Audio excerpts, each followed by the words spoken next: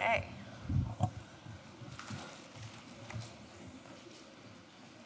Shabbat Shalom. Our Jewish New Year was 3 months ago.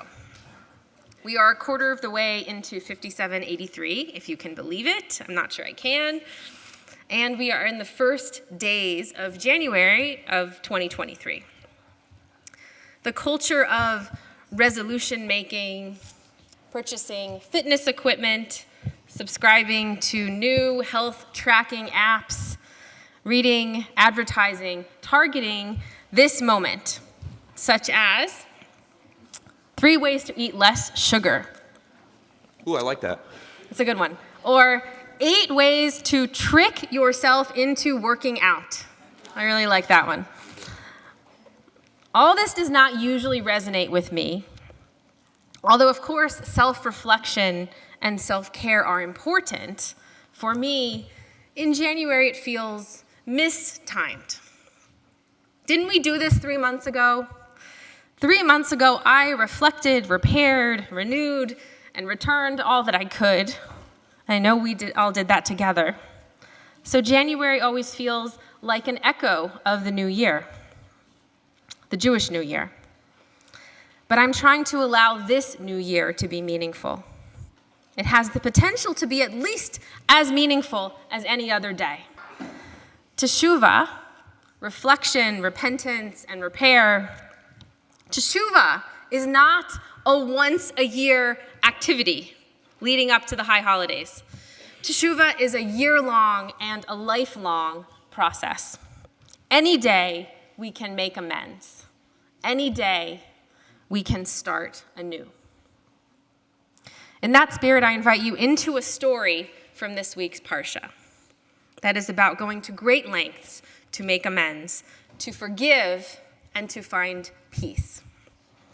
We finished reading the book of Genesis with the story of Joseph making amends with his brothers, the same brothers who, early on in his life, threw him in a pit and sold him into slavery, and with whom he has reunited more recently in Egypt. So back to the Torah story. I'm going to rewind a little bit. The brothers who threw him into a pit and sold him into slavery. After their father Jacob dies, the brothers travel to Canaan to bury him in the cave of Machpelah. The brothers are in mourning for their father, and traveling home has a way of bringing up old wounds. Joseph's brothers begin to panic. They ask themselves, without their father around, what if Joseph still bears a grudge against us and pays us back for all the wrong we did to him, throwing him in a pit, selling him into slavery? Recall that Joseph is, by now, by far the most important and powerful of the brothers, having earned prestige and amassed great wealth in Egypt. Joseph's brothers are afraid that he might make good on that old prophecy from so many years ago, when Joseph dreamed that his brothers would bow down and serve him, and they hated him for it.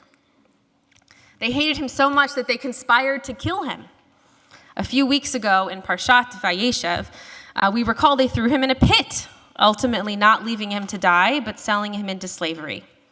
The brothers have since had a beautiful reunion, and the family has been living in Egypt. But the rabbis imagine that at this moment of their father's death, that those old feelings of resentment might reemerge. A rabbinic interpretation from Midrash Tanhuma, which is a 6th century, 7th century commentary on the Torah, fills in the texture of this incredible moment, as the Midrash so often does. This is the Midrashic story on top of the Torah story. On their way back from burying their father, the brothers watch Joseph walk over to the pit.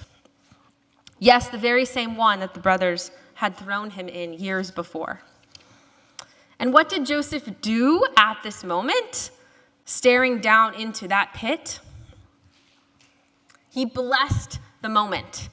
He said, Baruch hamakom she'asa li nes b'makom hazeh. Blessed is God who performed a miracle for me in this place. Joseph is grateful to God that he survived, but it's still unclear whether he will forgive his brothers for what they did. And they are certainly still worried. So they reveal a piece of information that is, shall we say, a little too convenient for them.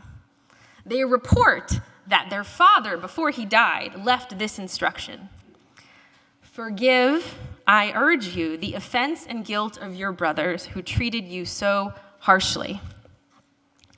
What good timing. They must have been so relieved. Secret message from their father from long ago: you have to forgive us. The Midrash continues as the rabbis report, "Chipasnu velo matzanu shetziva Yaakov davar zeh." We have searched, and the implication is they have searched the entire Torah, and they are unable to find any place where Jacob ever uttered this sentence, this magical forgiveness instruction. And I just love this. In other words, the rabbis do not believe that Jacob ever left the message asking Joseph to forgive his brothers, and not because it's a little too convenient. That's my gloss on the situation. It's a little too convenient. But the rabbis teach in this midrash that they've searched the entire Torah and they can't find it, and so therefore it has to be, and this is the continuation of the midrash, this is where it gets really good, it has to be that God inserted those words in the Torah. And the reason God did this is to teach on the strength of peace, to emphasize the importance of making peace. This means that God faked the narrative to teach this inserted message in Jacob's voice, in the patriarch's voice, a message of peace that was meant, on the one hand, for Joseph and his brothers. And Joseph listens as they speak, and Joseph cries tears and responds, "Although you intended me harm, God intended it for good. And so fear not, I will sustain you and your children." Joseph decides to forgive his brothers in the end. Even as this midrash is saying, even as he's staring into the pit, he forgives his brothers. And this message of peace was also meant for us. We have to forgive even when it's most difficult for us to do so. We have to take initiative to make peace. Joseph, at the end of his life, and the rabbis in the midrash, and maybe God too in this secret message verse, all teach that we should try to repair relationships, to forgive each other, and to make peace. Our tradition also recognizes, and this part is so essential, that the work of tshuva, repentance, is deeply challenging. Every day, we might fail over and over again, but we must begin anew over and over again, and not just before Yom Kippur, but every day. This is the work of a lifetime. The Rabbi Nachman of Breslov, the 18th century Hasidic master teacher, revealed to his students that he would fall and begin anew many times each day. He implored, no matter how low you have sunk, stay resolved and determined to draw close to God. And he told a story of his grandfather, the Baal Shem Tov. It is told that the Baal Shem Tov once became very dejected. He could find no inspiration and was sure he no longer merited the world to come. He had absolutely nothing with which to revive himself. But then he said, "I love God even without the reward of the world to come." This strength of resolution is the only path to God, and no matter who you are, you can still follow it. That's the Baal Shem Tov. "Ve'afilu b'yom echad tzarich lechazek et atzmo kama pa'amim."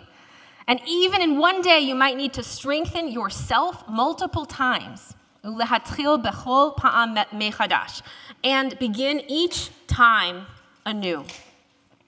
And so I submit this as our Jewish New Year's resolution. Whether the calendar is 5783 or 2023, I hope that each of us can find the courage to start anew, to make amends, to forgive, and to pursue peace in the coming year. So I'll close by wishing you a Shana Tova in January, Shana Tova and Shabbat Shalom.